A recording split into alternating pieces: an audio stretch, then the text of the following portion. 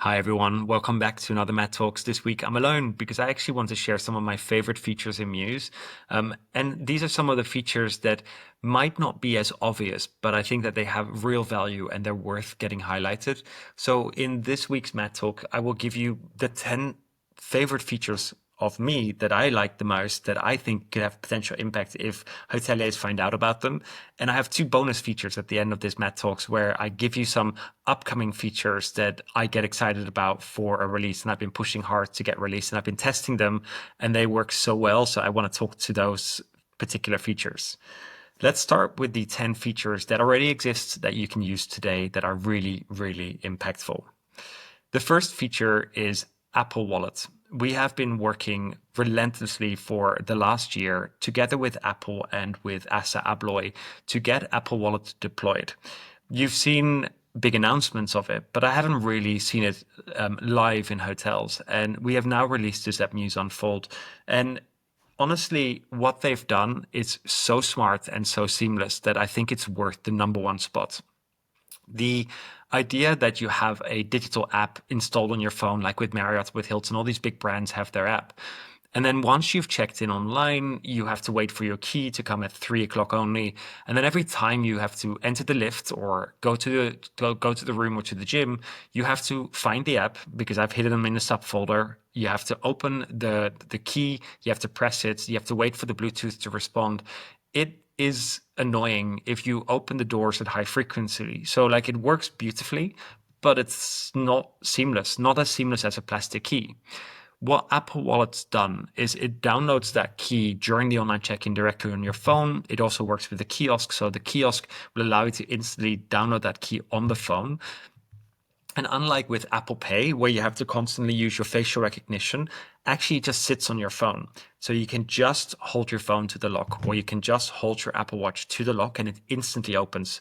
And that's the beauty of it. It is so incredibly seamless. And even if your battery dies, it still has a couple of hours of juice in it to open the door lock. So whilst you might not be able to operate your phone or your watch for other things, the door lock will always still continue to open. And because of that, I think it's worth that number one spot. So if you're using Assa Abloy locks in your hotel on Vostio or Vision Online, you can now upgrade to the Apple Wallet. The second one is around match and merge. We've released this great feature of match and merge recently, where we try and identify two profiles that look the same. If we recognize the guest names or passport numbers or email addresses or phone numbers, we're suggesting to match and merge. And we've gamified it a little bit, and we're starting to see hotels really embracing the fun of matching and merging. The latest addition to this is that we can also match anonymous postings from the restaurant now. So because we do payments in the property management system, but also the point of sale in the restaurant, as and when you go to the restaurant and you pay with Apple Wallet, I tend to, in hotel restaurants now, pay with Apple Wallet because I find it easier than having to write on a piece of paper my room number, my last name, and signature. It's just easier with Apple Wallet. So one of the downside of that is that we don't track that revenue back to the guest profile anymore, but with this feature that we have introduced, if the hotel uses both the Mews POS and the Mews PMS, we actually can connect the dots. So when you use Apple Wallet or Google Wallet to pay, or even your credit card to pay in the restaurant anonymously, that charge can now be traced back. And in the match and merge, it will show up saying, we've got this charge. We recognize the credit card. Is this Mr. Jones? And then we can merge it. And then you start to collect that full customer lifetime value across that profile. And that does lead me to the third feature, which is guest lifetime value. This is the holy grail of hospitality. Every hotel around the world has been trying to figure out how do we track how much guests spend with us across their lifetime, not just room revenue, but total revenue. And I think it's the total revenue aspect that's the hardest because there's so many charges that are being done against a profile from an OTA where we can't connect because that's with anonymous email address, these anonymous charges that are happening in the restaurants. So we've now been able to connect all those dots. All the revenue is linked back to the centralized guest profile. And if you go to the guest profile in Mews on the dashboard tab, we've now added these boxes at the top. So we tell you how many times this guest has stayed, so that you never have to ask them if they've been there before. But it also tells you how much revenue that guest has spent, so that you know whether this is a high value customer for you or not, and then you can act on that. The fourth category that I get really excited about is the AI tooltips that we've deployed. I think it's about a year ago, but it's had a real impact, and we've started injecting it in different parts of the system. So what we do is we consume all of the information we have about the guests. So if they've been there previously, we read all the reservation notes, we read all of the guest notes. So if, for example, they had a complaint, then that's in there.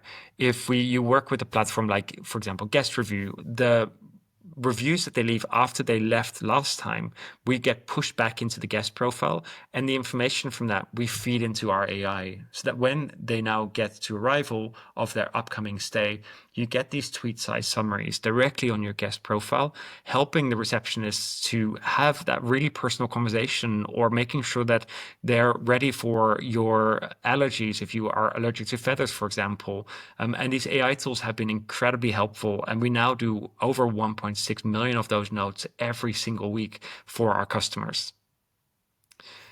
The fifth one is around payments. And this is one of those things that when you arrive to a hotel, the experience is still very much welcome to the hotel. Can I please have your credit card? I'm going to take a pre-authorization of the amount of your reservation. And then for incidentals, I'm going to take an additional 50 euros per night for your stay. And it's this really awkward interaction that you have with a guest who has just walked in the door, and you're basically saying, I don't trust you. I want to make sure that you've got credit.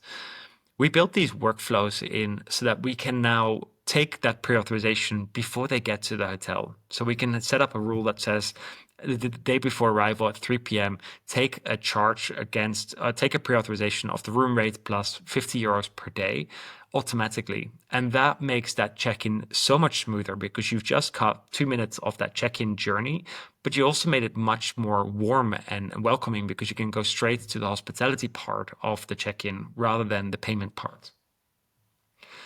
The sixth one is one that we've just recently released, which is the passkey way to log into the system. I know that a lot of hoteliers are probably like, that's not really that interesting, logging into the system, but we are seeing elevated cyber attacks against hospitality platforms, and we have to be safe. And we do see that hotels that are not selecting the most secure way are under a heightened threat for getting phishing attempts against them. What I love about the passkey is that it is biometric. So with your fingerprint, with your facial recognition, you log into the system, and that is the most safe way to log into the system. It is safer than just having a password and a username, because that's the least safe option. It is also safer than two-factor authentication.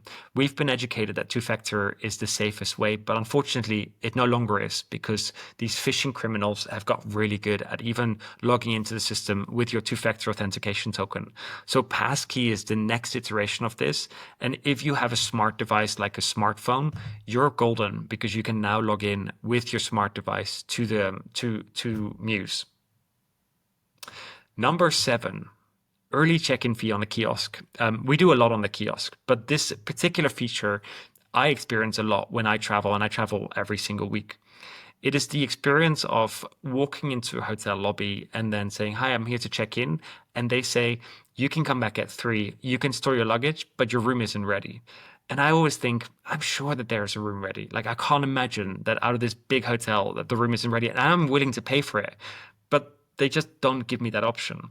So we deployed a solution on our Mews kiosk, so that when you get to the Mews kiosk in a hotel, and we know that there's a room available somewhere, we will offer it to you at a small price. So you can set a price saying, if it's before 10 o'clock in the morning, it's 50 euros or 50 pounds.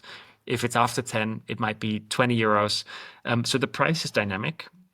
And it really works incredibly well, so that the moment you get to the kiosk, we know that there's a room available. We can swap out the rooms.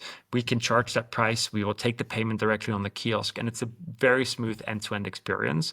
And not only does the hotel make more revenue, it also makes sure that guests can enter their rooms early, because I'd be willing to pay for it. the biggest focus on this one is making sure that your housekeeping department is also fully trained on the digital app. So we have a great mobile app for housekeeping where they can inspect the rooms and clean the rooms instantly back into operation. Because if you don't have this natural flow, and if your housekeeping only gives the rooms back at 2 p.m., then you get a real workflow problem, because you might have your kiosk perfectly configured, you might have your pricing perfectly configured, but unfortunately, the housekeeping doesn't return the rooms, then you can't sell the rooms. So it is really, really important that you think about housekeeping in this dynamic. Number 8, dynamic pricing for everything. We have deployed dynamic pricing a couple of years ago. And one of the nice things about dynamic pricing is that in hotels, we've been able to price bedrooms dynamically, meaning every day the rate changes for different segments and for different customers and different rate types. And that's driven a huge amount of increase in potential revenue for hotels. And this is what's been driving a lot of the gains in the past years. However, it's really, really hard to continue driving gains every single year if you just focus on the room revenue. A large part of the revenue comes from ancillary services, from restaurant reservations, from breakfast services, from bicycle rentals, from meeting room rentals. And those have always been statically priced. A couple of years ago, post-COVID, we started developing dynamic pricing for everything. So you can now dynamically price the breakfast costs, the bicycles, the parking, and that creates a huge opportunity for potential uplift for the hotel's total revenue. So dynamic pricing for everything means that if, for example, you know that on a Thursday, your hotel is busier than on a Saturday, it is very likely that your parking is going to be busier on that Thursday as well, because more people will arrive, meaning more people will bring a car. So why don't we increase the pricing for the parking for the Thursday night versus the Saturday night? And this is a really exciting development, and it does require revenue managers to think beyond just room pricing. But if you do, there's a real potential uplift that you can have. Number 9, virtual credit card recognition and automation. There is nothing more painful than working with OTAs who issue virtual credit cards, and most of the OTAs now have really fully committed to working only with virtual credit cards.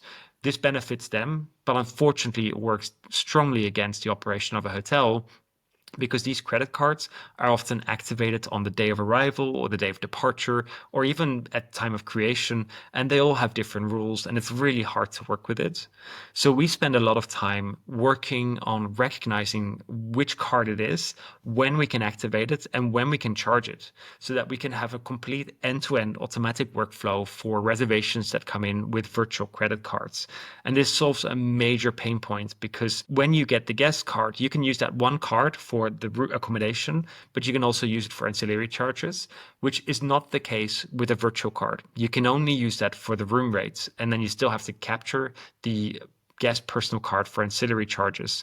So we've deeply thought about these workflows in hotels, which are very, very complex and complicated because of the way that OTAs work with virtual cards. And we can now help end-to-end automate most of these workflows, which is increasing a huge lift from the pain of manual entry. The last one, which is an oldie, but it's a greatie, and I still, every time I meet with a hotel, this is one of the first reports that I open in Mews, because it tells me so much about how digitally savvy they are. And if you remember when I talked in number 7 about the early check-in fee on the kiosk, this is one of those features that I go back to, which is number 10, is the activity report. On the dashboard, you'll find a report that's the activity report, and you can get a 24-hour day view, and you can see exactly when what happens in the hotel. And the report I pull is when rooms are inspected. So I'll run the report for the last 3 months and say, tell me in which hour of the day we get bookings back from housekeeping to operations. And what I always see is that most rooms get inspected between 2 and 3, which is when housekeepers go home. And that's when they go and hand over all of the cleaned rooms. And that tells me that this hotel has not leveraged the housekeeping app on the smartphones and enabled their housekeepers to use it. And then that leads me to a really interesting conversation about how far has a hotel taken their digital journey. So the activity report is usually my first report to go to, because it very quickly tells me whether a hotel has fully adopted our products end to end, or whether there's a great conversation to have about automation. So those are my top 10 features in Mews that are somewhat hidden, but can add a real value to your hotel. What are the two bonus features? Because there's two things that are coming up that I get really excited about because I think that they're going to really make a difference. The first one is that soon during the online check-in, we will ask guests to supply a selfie, and they don't have to, they can skip that step. But guests can upload a selfie of themselves during the online check-in. We then add that photo to the profile in the PMS. And this is really critical because we want staff to recognize your guests. And they can only do that if we have some recognizable photo of the guests. And they're the most recognizable if they take a selfie right before they get to the hotel. So we'll be rolling this out very soon. And I think that this is going to be quite a breakthrough kind of experience because now suddenly we as hoteliers can start to recognize customers and start to really use the AI to then jump into those experiences because the AI tells us something about the customer. The photo tells you who the customer is, and you can now connect the dots to create these next level experiences. The second bonus feature for this week's Matt talk is it's probably a thing that you're like, that is not exciting, but I'll tell you why I think it's exciting. We've completely reworked our city ledgers and accounting ledgers in the past year and a half. It's taken us a huge amount of effort to lift this into a new framework where we now have full end-to-end reporting that accountants have asked for a very long time. The thing that I love about it is that we haven't just built what everyone else has built. We've really thought through some real innovations. One of those being on the city ledger, we have invoice reminders that we're building out. So one of the most important things for any hotel is to collect cash, to make sure that we collect the cash for events, for outstanding invoices as fast as possible. And often the invoice is sent one time at the time of departure, but then they just sit there unpaid and reminders don't go out automatically. And with the new City Ledger report, with our payment integration, we've embedded payment links directly in the invoices, making sure that customers can pay as fast and as seamlessly as possible. And now we'll be deploying reminders as well that you can send out in bulk so that you can really make sure that you collect payments as fast as possible. And this is one of those features on these ledgers that we've built that I think is going to be really, really powerful, because if there's anything more critical than anything in our industry, it's making sure that we have these great cash flows running. So those are the 12 features, the 10 existing ones, and the 2 that are upcoming. I have so much more, but I wanted to make sure that I consistently talk about our product and talk about the things that I think are really changing the way that people experience Mews hotels. I hope you enjoyed that. And if you did, then I can do more episodes like this where I continue to highlight some specific features across our products. Thank you.